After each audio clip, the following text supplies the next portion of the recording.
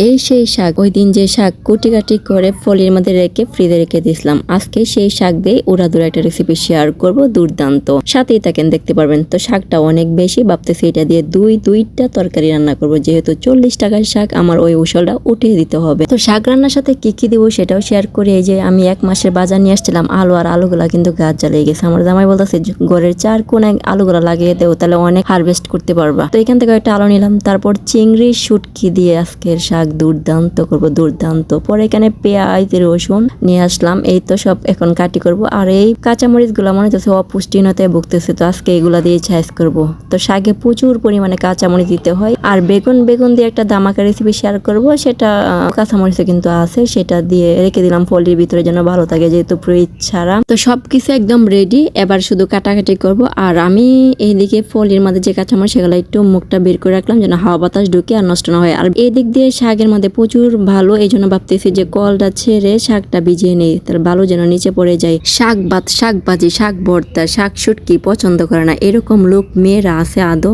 আমি তো পাইনি। সব মেয়েদেরই শাক অনেক বেশি পছন্দ, আর ইদানিং থেকে ছেলেরাও বেশি পছন্দ করে শাক। কাটাকাটি আর ধোয়া পরিষ্কার শেষ। এবার বললাম যে শাক অনেক বেশি, এই জন্য দুইটা তরকারি করব। তো প্রথম শাকটা আমি ভাজি করবো, এই জন্য অর্ধেকটা শাক এখানে দিয়ে লবণ দিয়ে ঢাকনা দিয়ে ডেকে দিব। তারপর ঢাকনাটা সরিয়ে দেখবো শাক একদম অল্প হয়ে গেছে। যাই হোক, বিষয় না, এখানে অনেক ডাটা বেশি আর শাক অল্প। ডাটা তো অনেক বেশি পছন্দ, চুষে খেতে খেতে ছোটবেলা তো কত খেয়েছি, তার কোনো শেষ নাই। শাক ভাজির সাথে যে শুকনা মরিচ না হয় তাহলে তো হবে না। এক লনা ভাতের মধ্যে শাক নিয়ে আর একটা শুকনা মরিচে কামড় দিবেন, ওফ, দুনিয়ার স্বাদ বুঝে এখানে জম্মের মতো স্বাদ লাগে। তো শুকনা মরিচ বাঁধা শেষ। এবারে এখানে রসুন ছেঁচা আর পেঁয়াজ কুচি আর কাঁচামরিচ ফালি করা দিয়ে তেল দিয়ে ব্রাউন কালার করে নিয়ে শাকটা এখানে ঢেলে দিব। অনেকে আবার দেখি যে বাগার দিয়ে প্রথমে, তারপর এখানে শাকটা সিদ্ধ না করে কাঁচা শাকই দিয়ে দিই। ওইভাবে রান্না করলে মনে হয় শাক যে পানি গায়ে উঠে, ওই পানি শুকাতে শুকাতে শাক কিন্তু 12টা বাজে যায় আর নরম হয়ে যায়। তো এর চাইতে ভালো আগে শাকটা সিদ্ধ করে পানিটা জড়িয়ে নিয়ে তারপর এখানে দিয়ে দিবেন। যেহেতু আমি আরেকটা ওই পাক করাই আমি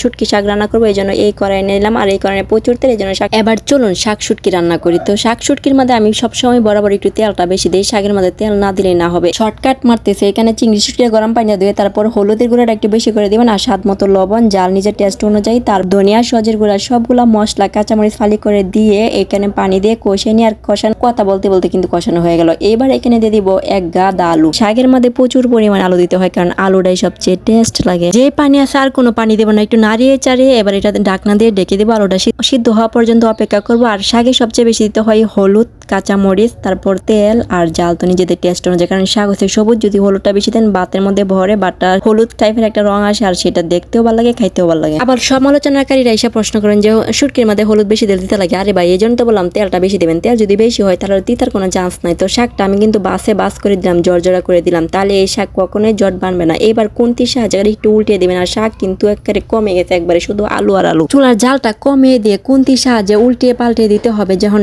ডেটাগুলা শাকের নিচে পড়ে আলুগুলা উপরে আসে, আর শাকটা যেন ভালো করে সিদ্ধ হয়, কারণ শাকের তো পানি কম, আর চুলার আঁচটা কমিয়ে দিতে হবে যেন তলানি না পড়ে। যদি এই শাকটা পুড়ে লাইন এত সুন্দর একটা কালার আসছে, তাহলে কিন্তু একদম বরবাদ হয়ে যাবে। কালারটা দেখতে পাচ্ছেন কি সুন্দর আসছে, আর এটা দিয়ে গরম ভাত দেখান, ভাতগুলো একদম হলুদ হয়ে যাবে। তো এবার এটা ডেকে দিয়ে চুলার আঁচটা একদম কমে রাখবেন। ডেকে দেওয়ার পরে ফিরিয়ে এলাম, পানি একবারই কমে গেছে। এবার খুন্তি দিয়ে আরো সুন্দর করে একটু উল্টিয়ে পাল্টে দিব, কোনো জায়গায় যদি জ্বর থাকে সেটাও ছাড়িয়ে নিব। মাশাআল্লাহ মাশাআল্লাহ, আগের রেসিপির সাথে এখানে রেসিপিটা এত দুর্দান্ত হয়েছে, আর কালারটা হেভি হয়েছে। আমি আমার মনের মতো কালার হয়েছে। আমি শাকে সবসময় এরকম একটা কালার চাইছিলাম। যার মুখ দেখে রান্না করি না কেন, নিজের হাতের প্রশংসা কিন্তু করতে হয়। আমার হাত দিয়ে এত সুন্দর রেসিপি হয়েছে, থ্যাংক ইউ সো মাচ নিজেকে। এই পর্যন্ত যদি ভালো লাগে অবশ্যই লাইক, কমেন্ট, শেয়ার এবং সাবস্ক্রাইব করে দিবার। কমেন্টে জানাবো আমার শাকের রেসিপিটা কেমন হয়েছে। সবাই ভালো থাকবে, সুস্থ থাকবে, টেক কেয়ার, আল্লাহ হাফেজ।